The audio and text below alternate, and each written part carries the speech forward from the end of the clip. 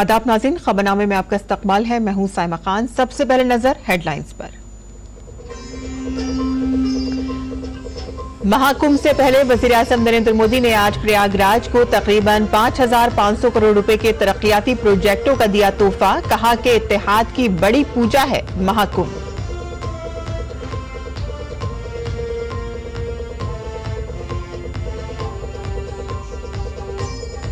राज्यसभा में चेयरमैन के खिलाफ तहरीके अदम एतमाद पर हंगामा। कार्रवाई पीर तक के लिए मुलतवी। चेयरमैन ने कहा कि मैं किसान का बेटा हूं, मुल्क के लिए मरूंगा।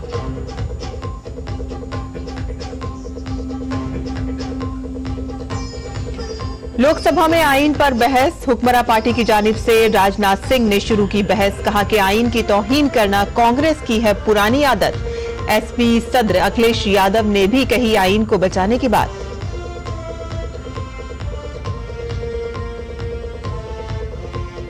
पार्लियामेंट पर दहशतगर्द हमले की 23वीं बरसी आज। सदर जमहूरिया, नायब सदर जमहूरिया और स्पीकर के हमराह वज़ीर आज़म ने शुहदा को पेश किया खराज अकीदत। अपोजिशन रहनुमाओं ने भी नजर किए गुलहाए अकीदत।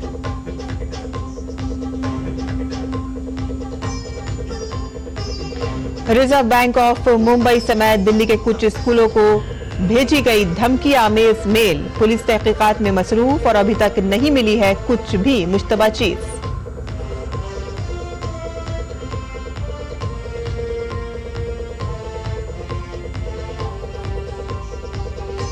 और अब खबरें तफसील से। वज़ीर आज़म ने आज महाकुंभ के इनेकाद और इसकी तैयारियों से मुताल्लिक एक नुमाइश का मुशाहिदा किया। उन्होंने अकीदतमंदों के लिए किए गए इंतजामात और उनकी सिक्योरिटी से मुतालिक मालूमात हासिल की।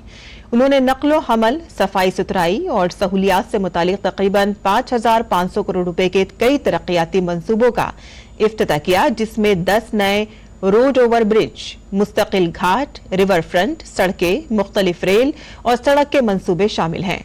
साफ गंगा का पानी दरिया की तरफ जाने वाले छोटे नालों को रोकने, नल मोड़ने और ट्रीट करने के मंसूबों का भी इफ्तिताह किया गया।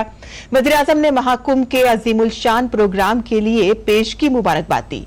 उन्होंने खास तौर पर सफाई करने वालों की खिदमात को सराहा। वज़ीर आज़म ने महाकुंभ को इत्तेहाद की बड़ी पूजा करार दिया।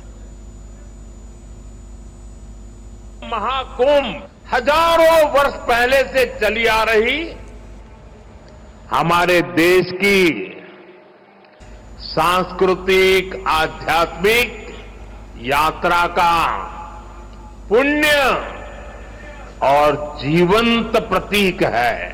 एक ऐसा आयोजन जहां हर बार धर्म, ज्ञान, भक्ति और कला का दिव्य समागम होता है।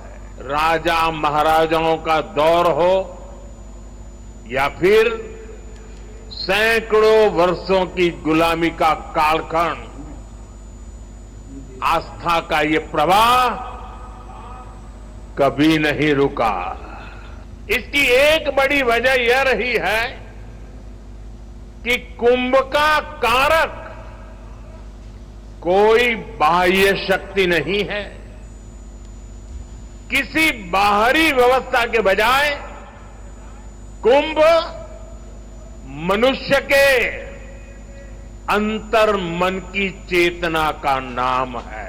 यहां आकर संत, महंत, ऋषि, मुनि, ज्ञानी, विद्वान, सामान्य मानवी सब एक हो जाते हैं। यहां जातियों का भेद खत्म हो जाता है, संप्रदायों का टकराव मिट जाता है।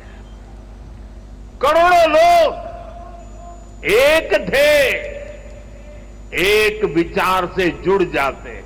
और इसलिए मैं फिर एक बार कहता हूं, ये महाकुंभ एकता का महायज्ञ है। वज़ीर आज़म ने कहा कि डबल इंजन वाली हुकूमत ने महाकुंभ मेले में शिरकत करने वाले तमाम अकीदतमंदों की सहूलियात का ख्याल रखा है। उन्होंने कहा कि पिछली हुकूमतों ने कुंभ की तकरीबात के हवाले से खातिर ख्वाह सहूलतें फराहम नहीं की, क्योंकि उनका कुंभ मेले पर एतकाद और विश्वास नहीं था। कुंभ और धार्मिक यात्राओं का इतना महत्व होने के बावजूद पहले की सरकारों के समय इनके महात्म्य पर ध्यान नहीं दिया गया। श्रद्धालु ऐसे आयोजनों में कष्ट उठाते रहे, लेकिन तब की सरकारों को इससे कोई फर्क नहीं पड़ता था। इसकी वजह थी कि भारतीय संस्कृति से, भारत की आस्था से उनका लगाव नहीं था। लेकिन आज केंद्र और राज्य में भारत के प्रति आस्था, भारतीय संस्कृति को मान देने वाली सरकार है। इसलिए कुंभ में आने वाले श्रद्धालुओं के लिए सुविधाएं जुटाना डबल इंजन की सरकार अपना दायित्व समझती है। इसलिए यहां केंद्र और राज्य सरकार ने मिलकर हजारों करोड़ रुपए की योजनाएं शुरू की है। सरकार के अलग अलग विभाग जिस तरह महाकुंभ की तैयारियों को पूरा करने में जुटे हैं, वह बहुत ही सराहनीय है। देश दुनिया के किसी कोने से कुंभ तक पहुंचने में कोई दिक्कत ना हो, इसके लिए यहां की कनेक्टिविटी पर विशेष फोकस किया गया है। अयोध्या, वाराणसी, रायबरेली, लखनऊ से प्रयागराज शहर की कनेक्टिविटी को बेहतर किया गया है। मैं जिस whole of the government approach की बात करता हूं, उन महाप्रयासों का महाकुंभ भी इस थली में नजर आता है। और आपको बता दें कि 13 जनवरी से 26 फरवरी तक प्रयागराज में महाकुंभ का एहतमाम किया जाने वाला है, जिसमें 40 से 45 करोड़ लोगों के स्नान करने का अंदाजा लगाया जा रहा है। और इसी के पेश नजर प्लास्टिक की आलूदगी को कम करने के लिए गो शिबा परिवार और इन्वायरमेंट प्रोटेक्शन मूवमेंट समेत मुल्क की 500 से ज्यादा तंजीमों ने मेले में शिरकत करने वाले शायकीन से अपील की है कि वो प्लास्टिक की प्लेटों और प्लास्टिक के बैग के बजाय स्टील की प्लेटों का इस्तेमाल करें। प्लास्टिक के थैलों के बजाय कपड़े के बैग देने का मंसूबा बनाया गया है, ताकि इस बार महाकुंभ को प्लास्टिक फ्री और माहौल दोस्त बनाया जा सके। सिर्फ मगरबी बंगाल से 11,000 से ज्यादा स्टील की प्लेटें और कपड़े के थैले महाकुंभ मेले कॉम्प्लेक्स पहुंच चुके हैं।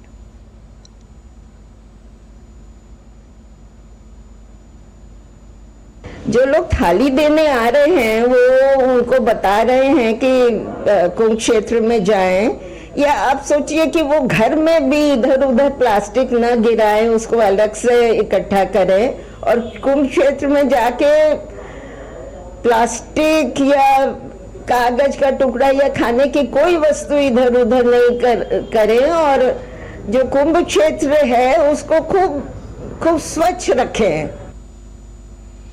और इससे कबल वजीर आजम ने भारत के सबसे अहम सकाफती विरसे महाकुंभ की कामयाबी के लिए संगम के किनारे कुंभ कलश की पूजा की। रसूमात के साथ पूजा में वजीर आजम के साथ यूपी गवर्नर आनंदीबेन पटेल, वजीर आला योगी आदित्यनाथ, दोनों नायब वजीर आला केशव प्रसाद मौर्य और ब्रिजेश पाठक मौजूद थे। वजीर आजम ने मुकद्दस संगम के किनारे पर पूजा भी की।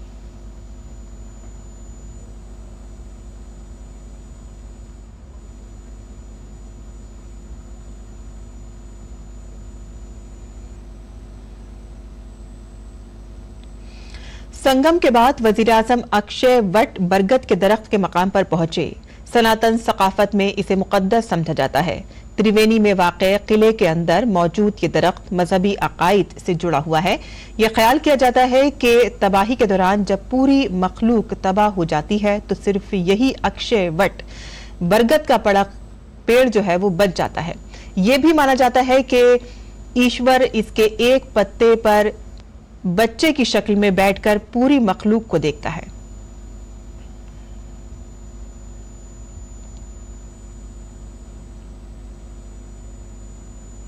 वज़ीर-ए-आज़म ने अहम रसूमात के साथ त्रिवेणी में मौजूद हनुमान मंदिर के दर्शन भी किए। यहाँ हनुमान जी का रुख जुनूब की तरफ है और ये मुजस्समा तकरीबन 20 फीट ऊंचा है और सतह से 6 से 7 फीट नीचे है।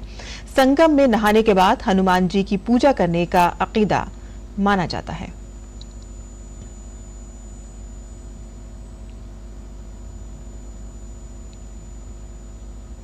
मजीद खबरों की जानिब रुख कर लेते हैं, जहां काबीना इजलास में आज एक मुल्क एक इलेक्शन के बिल की मंजूरी दे दी गई। ये बिल आइंदा हफ्ते पार्लियामेंट में पेश किया जाएगा और इस बिल पर MP रवि किशन ने कहा है कि ये बहुत अहम फैसला है और इससे अवाम का पैसा बच जाएगा। तो वन नेशन वन इलेक्शन पर क्या कहें? ऐतिहासिक है, जनता के कई लाख करोड़ बचेंगे, समय बचेगा, ऐतिहासिक कदम होना चाहिए। और एक मुल्क एक इलेक्शन के ताल्लुक से राज्यसभा के रुकन संजय कुमार झा ने भी हुकूमत के फैसले को दुरुस्त करार दिया है।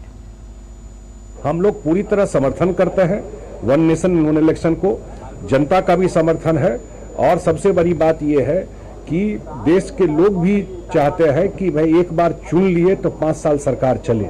और एक बात और ध्यान रखिएगा, जब चुनाव शुरू हुआ देश में उस समय वन नेशन वन इलेक्शन ही था। गड़बड़ तब हुआ जब यहां से गवर्नर रूल लगाना 67 से शुरू हुआ, रिमोट कंट्रोल से। कब से गड़बड़ हुआ?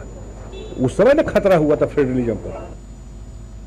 राज्यसभा में चेयरमैन ने कांग्रेस अरकान से कहा है कि आप सुबह और शाम मुझ जैसे किसान के बेटे पर इल्जाम लगाते हैं और उनकी तौहीन करते हैं। मैं किसका बेटा हूं? मैं मुल्क के लिए मरूंगा। मैंने बहुत कुछ बर्दाश्त किया है, यहां तक कि आज किसान सिर्फ खेत तक महदूद नहीं है और हर जगह अपनी सलाहियत दिखाने की सलाहियत रखता है। आप तजवीज लेकर आए, ये आपका हक है, लेकिन आपने आइन की धज्जियां उड़ाई हैं। किसान का बेटा हूं, कमजोरी नहीं दिखाऊंगा, देश के लिए मर जाऊंगा, मिट जाऊंगा। आप लोग चिंतन नहीं करेंगे। 24 घंटे एक ही काम है कि किसान का बेटा यहाँ क्यों बैठा है। मैं आंखों से देख रहा हूं, पीड़ा महसूस कर रहा हूं। मेहरबानी कर दिल टटोलिए, मेहरबानी कर कुछ सोचिए। और पार्लियामेंट पर दहशतगर्दाना हमले को आज 23 साल हो गए हैं। इस मौके पर पार्लियामेंट हाउस कॉम्प्लेक्स में पार्लियामेंट हमले के शुहदा को खराज अकीदत पेश किया। नायब सदर और राज्यसभा के चेयरमैन जगदीप धनखड़, लोकसभा स्पीकर ओम बिरला, वज़ीर-ए-आज़म नरेंद्र मोदी और कई मुअज़्ज़िज़ीन ने शहीदों को खराज अकीदत पेश किया। इस मौके पर तमाम पार्टियों के मरकजी वुज़रा और मेंबरान पार्लियामेंट भी मौजूद थे। सबने इन बहादुर जवानों को सलाम पेश किया जिन्होंने दहशतगर्दों की घिनौनी कार्रवाई को नाकाम बनाया और अपनी जानों का नजराना पेश किया।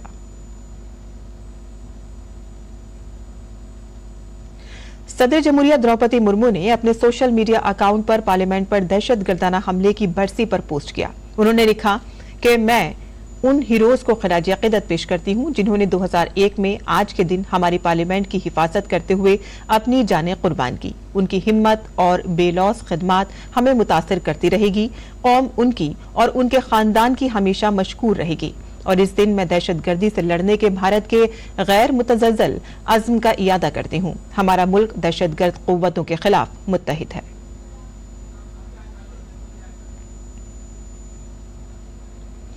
पार्लियामेंट पर दहशतगर्दाना हमले को आज 23 साल हो गए हैं। इस मौके पर आज पार्लियामेंट हाउस कॉम्प्लेक्स में खराज अकीदत की तकरीब का एहतमाम किया गया। 13 दिसंबर 2001 को भारतीय पार्लियामेंट पर दहशतगर्दाना हमले को नाकाम बनाते हुए जवानों ने जमहूरियत के इस मंदिर की हिफाजत के लिए अपनी जानों का नजराना पेश किया था। डीडी न्यूज के नुमाइंदे अमरिंदर गुप्ता ने राज्यसभा के रुकन ब्रिजलाल से खास बातचीत की। कुछ तारीखें अपने साथ इतिहास लेकर आती हैं। 13 दिसंबर 2001 की वो तारीख भी अपने साथ इतिहास में एक काला अध्याय दर्ज करा गई, जब लोकतंत्र के सबसे बड़े मंदिर पर कुछ दहशतगर्दों ने हमला किया। हमारे साथ आज के दिन बात करने के लिए पूर्व IPS अधिकारी, राज्यसभा के वरिष्ठ सांसद ब्रजलाल जी हैं। आज के दिन को आप कैसे याद कर रहे हैं? ये दिन बलिदान का दिन है और ये जो हमला हुआ था पाकिस्तान की साजिश से, उसका जो टेररिस्ट ऑर्गेनाइजेशन है जैश ए मोहम्मद और लश्कर-ए-तोयबा के आतंकवादी थे और इन्होंने पूरे देश को बंधक बनाने का प्रयास किया था। अगर ये घुस गए होते पार्लियामेंट में तो क्या हाल होता, इसकी हम कल्पना करके भी सिहर जाते हैं। लेकिन हमारे वीर जवानों ने 13 लोगों ने बलिदान दिया और बलिदान देकर उनको घुसने नहीं दिया और वो मारे गए। उस टाइम जो है तत्कालीन गृह मंत्री लालकृष्ण आडवाणी जी संसद भवन में थे, संसद का शीतकालीन सत्र चल रहा था। ऐसे में दहशतगर्दों ने जो जुर्रत की उसको आप जैसे वीर सैनिकों ने मुंह की, उनको उसी वक्त ढेर कर दिया। उस दौर को अगर सर याद करते हैं तो क्या एक मैसेज है सैनिकों का जो जज्बा है उसको लेकर सर आप क्या कहते हैं? बिल्कुल, वो जज्बा ये है, हमारे सैनिक जो हैं वो ये जानते हैं कि हम देश के लिए बलिदान हुए, उसमें कोई उनको हिचकिचाहट नहीं है। ब्रजलाल जी, जिनका साफ तौर पर कहना है कि लोकतंत्र के मंदिर में जिस तरह से वीर शहीदों ने जान देकर रक्षा की है वो कभी भुलाया नहीं जा सकता। कैमरामैन अनिकेत के साथ अमरेंद्र गुप्ता, डीडी न्यूज, संसद भवन, दिल्ली। वजीर दिफा राजनाथ सिंह ने कांग्रेस पर आइन की रूह की तौहीन करने और आइन के जज्बे को मजरू करने का इल्जाम लगाया। राजनाथ सिंह ने कहा कि कांग्रेस ने हमेशा अपने मफादात के हुसूल के लिए आइन को एक जरिया बनाया है। कुछ ऑपोजिशन लीडर आजकल आइन की कॉपी जेब में लिए घूमते हैं। उन्होंने आइन को जेब में रखकर घूमना सीख लिया है और साथ ही बीजेपी ने हमेशा आइन का एहतराम किया है। कांग्रेस के मित्रों ने अनेक मौके पर संविधान और संवैधानिक भावनाओं का निरादर किया है। कांग्रेस पार्टी ने हमेशा संविधान को राजनीतिक हित साधने का एक माध्यम बनाया है और उसकी मूल भावना को तहस नहस करने का कांग्रेस ने काम किया है। विपक्ष के कई नेता संविधान की प्रति अपनी जेब में रखकर घूमते हैं। असल में उन्होंने बचपन से ही यही सीखा है। उन्होंने पीढ़ियों से अपने परिवार में संविधान को जेब में ही रखे थे। लेकिन अध्यक्ष महोदय, भारतीय जनता पार्टी संविधान को सिर माथे पर लगाती है। और लोकसभा में आइन पर बहस के दौरान पहली बार बोलते हुए कांग्रेस लीडर प्रियंका गांधी ने कई मसाइल पर हुकूमत को घेर लिया। लोकसभा में यौम आइन पर बहस के दौरान प्रियंका गांधी ने मुल्क में पेश आने वाले कई वाकयात का भी जिक्र किया। इस दौरान उन्होंने हिमाचल हुकूमत को भी घेर लिया और ये भूल गईं कि हिमाचल में उनकी पार्टी बरसर-ए-क़दार है। उन्होंने कहा कि मुल्क के किसान रो रहे हैं और इस मुल्क के किसानों को खुदा के भरोसे हैं। उन्होंने ये भी कहा कि हिमाचल में सेब उगाने वाले छोटे किसान रो रहे हैं क्योंकि एक शख्स के लिए सब कुछ बदल रहा है। हिमाचल में देखिए, जितने भी कानून बने हैं वो सब बड़े बड़े उद्योगपतियों के लिए बन रहे हैं। हिमाचल में जो सेब उगता था उसके जो छोटे छोटे किसान हैं वह रो रहे हैं क्योंकि एक व्यक्ति के लिए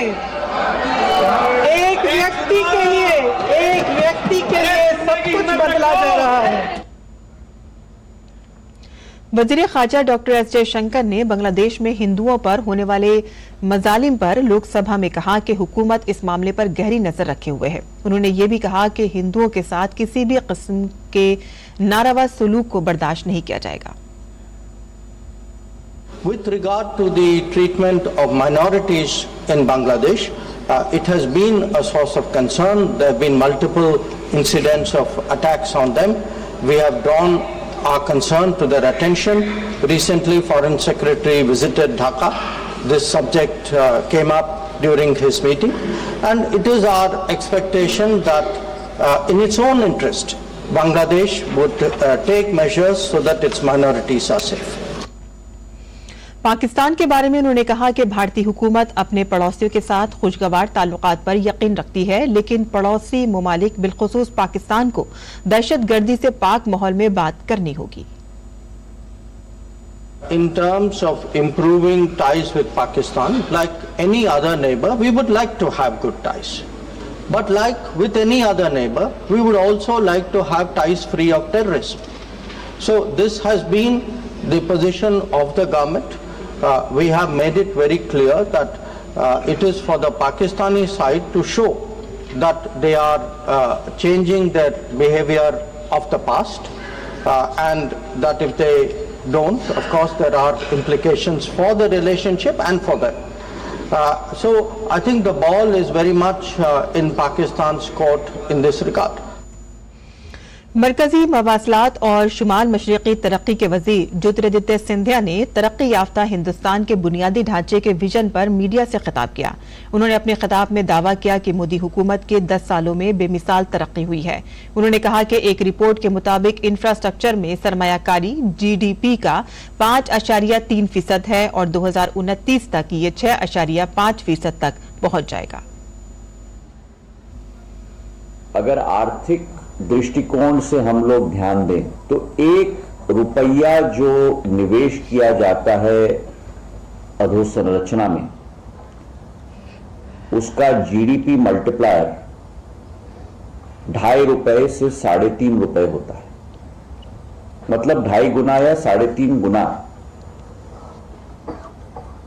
देश के आर्थिक पहिए में योगदान उस बुनियादी ढांचे का निवेश का होता है।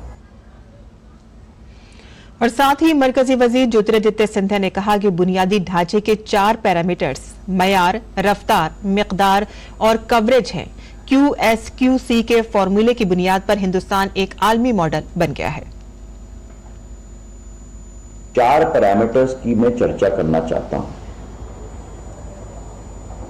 क्वालिटी, स्पीड, क्वांटिटी और कवरेज। ये QSQC की फॉर्मूला के आधार पर जो परिवर्तन भारत में प्रधानमंत्री जी नरेंद्र मोदी जी ने लाया है, वो आज वैश्विक स्तर का इंडिया मॉडल और मोदी मॉडल बन चुका है। तो किसी भी देश में 11 लाख करोड़ रुपए का बजट का आवंटन कैपिटल एक्सपेंडिचर के लिए। सुप्रीम कोर्ट में आज किसानों की तहरीक से मुताल्लिक अर्जियों पर समाअत हुई। सुप्रीम कोर्ट ने हाई पावर कमेटी से कहा है कि वो किसानों को राजी करें ताकि वो अपना एहतजाज हाईवे के बजाय किसी और जगह मुंतकिल कर दें या कुछ वक्त के लिए अपना एहतजाज मुलतवी कर दें। अदालत ने कहा कि कमेटी अगली मीटिंग में इस बारे में किसानों से बात करेगी और अपनी रिपोर्ट अदालत में पेश करे। अदालत ने मरकजी और पंजाब हुकूमतों से कहा है कि वो किसान रहनुमा जगजीत सिंह डलेवाल को फौरी तौर पर मुनासिब तिब्बी सहूलियात फराहम करे, जो कि खनौरी सरहद पर मौत तक का हड़ताल कर रहे हैं। अदालत ने कहा है कि जब तक उनकी जान बचाने की जरूरत ना हो, उन्हें अनशन तोड़ने पर मजबूर ना किया जाए। और इसके साथ ही अदालत ने कहा है कि एहतजाज करने वाले किसानों के खिलाफ पुलिस फोर्स का इस्तेमाल ना किया जाए। उन्हें गांधीयाई अंदाज में एहतजाज करने का हक है। अदालत ने किसानों को भी मशवरा दिया है कि वो अपना एहतजाज पुरअमन रखें। और खेल की खबरों में वर्ल्ड स्क्वाश टीम चैंपियनशिप के क्वार्टर फाइनल में शिकस्त के बाद टूर्नामेंट में भारतीय खवातीन स्क्वाश टीम का सफर खत्म हो गया है। भारत को मुकाबले के आखिरी 8 में अमेरिका से शिकस्त का सामना करना पड़ा है।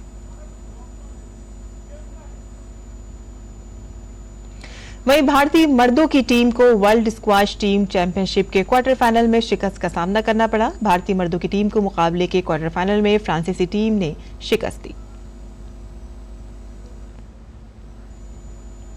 और इसी के साथ ही हमारा खबरनामा यहीं खत्म होता है। हमारी पूरी टीम को इजाजत दें। आदाब।